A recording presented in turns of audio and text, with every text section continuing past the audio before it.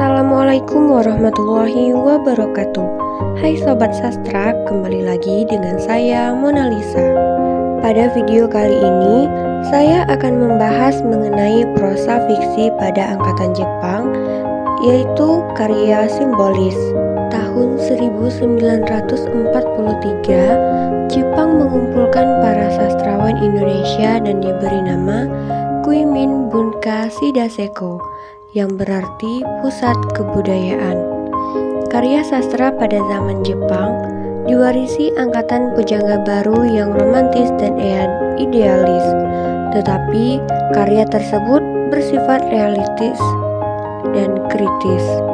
Perkembangan sastra pada zaman itu dapat disebut sastra peralihan dari alam romantis dan alam idealis menjadi alam realita dan kritis. Pada masa penjajahan Jepang, banyak jumlah orang yang menulis sajak dan cerpen. Demikian juga sandiwara. Sedangkan roman kurang ditulis. Mungkin karena keadaan sosial dan keadaan perang menuntut supaya orang bekerja secara cepat dan singkat. Karya sastra pada masa ini dapat dibedakan atas dua kelompok, yaitu A. Karya sastra dan pengarangnya yang resmi berada di bawah naungan Pusat Kebudayaan Jepang. Mereka menulis sesuai dengan batas-batas yang ditentukan oleh Pusat Kebudayaan Jepang. B. Kelompok yang tidak mau berkompromi dengan Pusat Kebudayaan Jepang.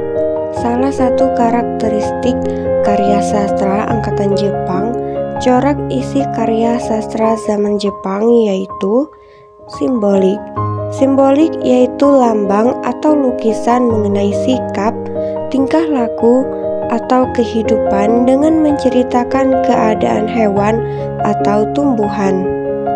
Simbolisme aliran sastra yang menampilkan simbol-simbol isyarat dalam karyanya. Hal ini dilakukan pengarang untuk mengelabui maksud yang sesungguhnya. Nah, pada video ini saya akan mengapresiasi prosa fiksi simbiolis dengan judul Tupai yang Sombong. Cerita Tupai yang Sombong ini menceritakan bahwa di hutan hidup seekor tupai yang terkenal dengan kesombongannya. Ia tidak pernah berhenti bicara tentang betapa hebat dirinya karena ia bisa melompati satu pohon ke pohon lainnya dengan mudah. Tupai juga merupakan binatang yang cepat, sehingga sering lolos dari ancaman binatang buas. Suatu hari, si tupai bertemu dengan seekor kura-kura dan kancil yang sedang asyik bermain tangkap bola. Melihat kejadian ini, si tupai mengejek. Suatu hari, si tupai bertemu dengan seekor kura-kura dan kancil yang sedang asyik bermain tangkap bola.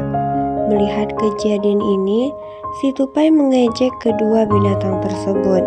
Namun, beberapa langkah setelah mereka berbalik, kura-kura dan kancil mendengar suara teriakan tupai. Ternyata, si tupai tergelincir ketika sedang melompat dan terjatuh ke genangan air sisa hujan semalam.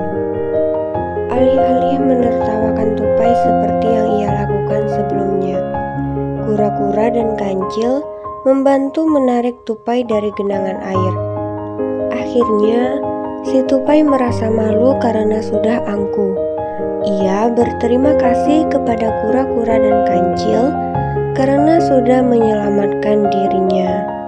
Dilihat dari tokoh dan penokohan dalam cerita tersebut, tokoh tupai menggambarkan watak seorang manusia yang angkuh. Seseorang yang suka memamerkan kelebihan dirinya sendiri di depan orang lain. Hal tersebut dapat dilihat pada kutipan yang diambil dari cerpen Tupai yang Sombong berikut.